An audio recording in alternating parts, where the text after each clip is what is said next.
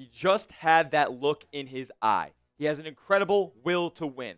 I love it. When he raises his level of play, teammates raise their level. That's what Sean McDermott had to say about Josh Allen after the Week 4 win over the Saints. We'll talk more of what McDermott had to say after the game in just a moment. But first, make sure you like today's video. If you're fired up about starting the season 4-0, one of only 2 NFL teams, only team in the AFC to still be undefeated. Like today's video, smash that thumbs up icon.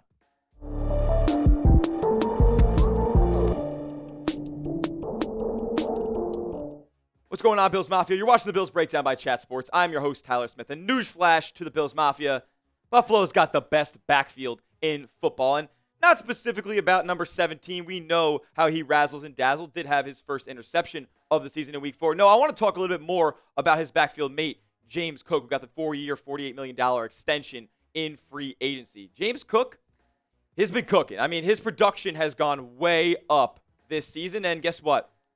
It's because the volume has gone way up.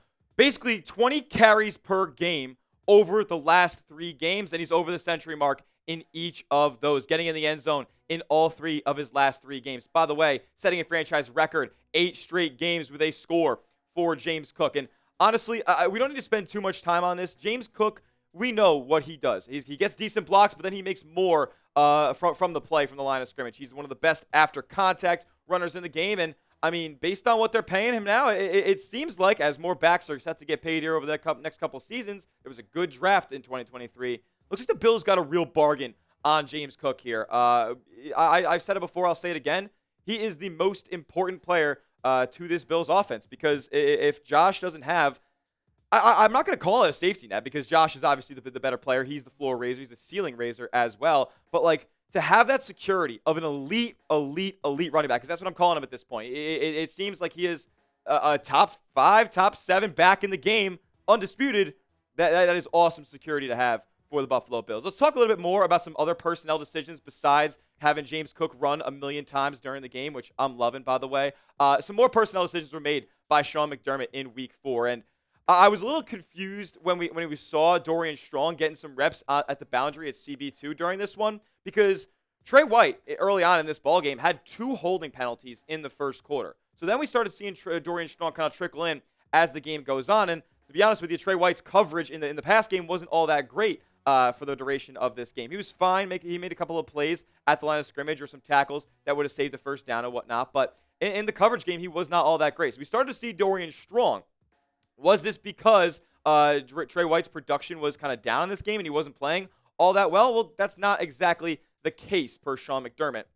He said that the decision to rotate Dorian Strong and for Trey White on a few series was to get a young player reps, was the plan going into the game and was not due to White's play today. A little just coincidental. Maybe White's thinking in the back of his head that he knew Dorian Strong was going to see some reps today and you know, it wasn't exactly on his A game. You know, kind of heard the footsteps behind him a little bit. But that wasn't the case as far as why Strong was subbed in.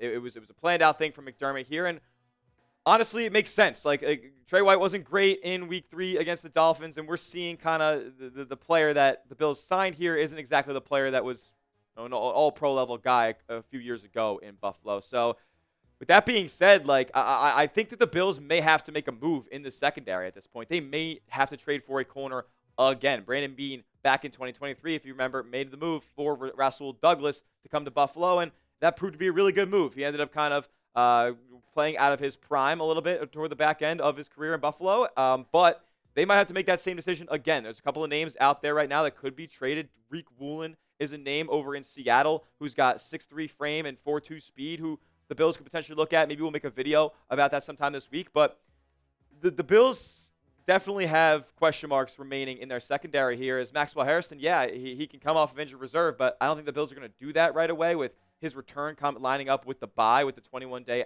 window. And I'm not so sure that they'll end up activating him off of IR until that bye week is kind of coming around anyway. So it doesn't look like he'll be getting the CB2 honors really at any point this season. They might have to go fishing in the trade market to do so, or else it could be a big play given up at the worst time for Buffalo.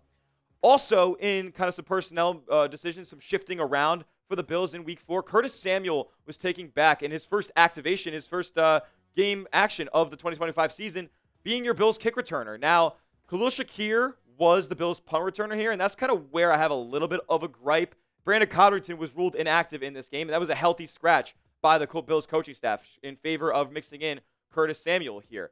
But Samuel's not exactly the Bills' primary punt returner in this scenario, so I wouldn't really like to have Shakir in that situation all that much. I don't mind mixing in like Samuel and Cotterton here as the two return guys, but if that puts Shakir in the line of fire at the punt return spot, I don't know if that's a gamble that I'm willing to take. Here's what McDermott said about the whole switch. He said, just looking at different players, looking at how the game roster looks with different players up and down, with the goal of making sure we have our best guys out there. So just doing their due diligence, and it makes sense because the Bills can kind of afford to experiment right now with the way that their schedule looks like as far as the beginning of the season, to be quite honest with you. I mean, if we're talking about that James Cook stuff, by the way, maybe we could attribute it to the Bills having a pretty favorable schedule, playing some pretty weak defenses so far. But at the end of the day, production is production. They're all professional football teams, and numbers are numbers. They don't lie at the end of the day. But in the case of the Bills kind of making some different shifts around the roster, they can afford to experiment, try some new things out. They've been playing their C-plus game so far this season, and they still have been winning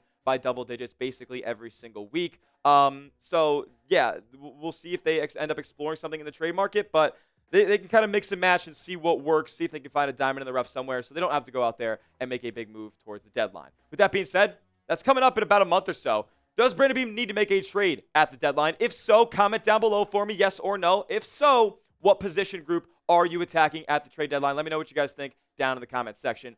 We'll get to more in just a moment, Bills injury updates, but first get hooked up with these awesome Bills shirts that are on sale right now. They're all discounted. I think they're all dope. I handpicked all these photos, and they're all at this link right here, chatsports.com/Buffalo sale. That's chatsports.com/Buffalo sale to get yours today. They got all sorts of different designs. Josh diving for the pylon in the snow against the Niners. I think those are awesome. Chatsports.com/Buffalo sale to get yours today. That link's in the comments section and description of today's video.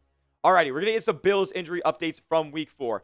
Nothing set in stone as to whether or not any or all these guys will be on the Bills injury report when the practice report comes out on Wednesday, but this is kind of doing our due diligence of what we saw from the game. Terrel Bernard went down with a left ankle. He was sitting down, had to miss a play, but he was able to come back in the game. Joe Andreessen subbed in for him, shout out 44, and he ended up making a tackle on Alvin Kamara on the play. Bernard came back in, and he seemed good to go, but he was definitely favoring it and didn't want to stand all the way up and re-aggravate it. It seemed like more of a hurt versus injured type of deal for him, though. He was able to come back and look pretty all right the rest of the way. AJ Epenesa, a little bit of an unknown injury here. He came up favoring his right leg after a tackle in the third quarter, and he was kind of hobbling toward the sideline, but he also had a pectoral injury coming into the game. It was also like, I thought he got hit in the shoulder because I thought he was grabbing that for a little bit, but it's not really 100% known where AJ Epenesa got banged up. I would probably assume that he ends up on the injury report in some capacity this upcoming week. Greg Rousseau, left leg, looks like he kind of got stepped on or something like that when trying to make a tackle. He ended up like lunging and then falling weird. He seemed fine for the most part, but I don't know.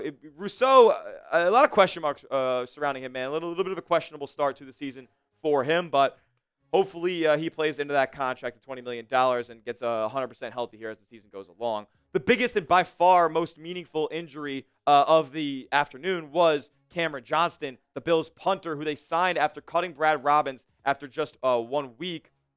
And he went down with a left knee injury. Was able to return back into the game, though. He came back into the game to hold for Matt Prater, but he got hurt by the Bills punting away. The football ended up getting a first down because he got roughed. He got hit big time and ended up having to put a big-time brace on that left kicking knee. So this is not good for the Bills, who already weren't all that great punting the football. Now, we got a couple of reports from after the game. He limped off of the field. I watched a couple of videos, limped off of the field post-game, went to the x-ray room. Haven't heard anything from that front yet. I would assume x-rays are negative, but he will get more scans Monday as well. Said that it feels pretty solid, in air quotes. So we'll see about Cameron Johnston. The thing about it is, though, he's going down with an injury here, and Johnston didn't exactly look good before the injury went down. So we'll see if the Bills go after another punter here, add somebody to the practice squad this upcoming week, because they can't afford to give teams short fields with the way that the defense has been letting teams move the ball over the start of this season. There's things they're going to correct as we get further and further into the campaign, but you want to get every win that you can right now. That number 1 seed is something that we are looking for. We are hungry for it. So by any means possible, go out there and make the change. There's a possibility they sign another punter. There is. So we'll be monitoring that closely as the week goes along. So make sure you are subscribed. And on tomorrow's show, we'll talk about Bills fans finally getting something that they've been asking for all off season long and all beginning of the season long. I think that they finally might have it. So make sure you're subscribed to the channel, as that will do it for today's edition of the Bills Breakdown by Chat Sports. YouTube.com/Bills News. Back with another video in the AM on Monday. We'll see y'all then. And as always, let's go Buffalo. 4-0.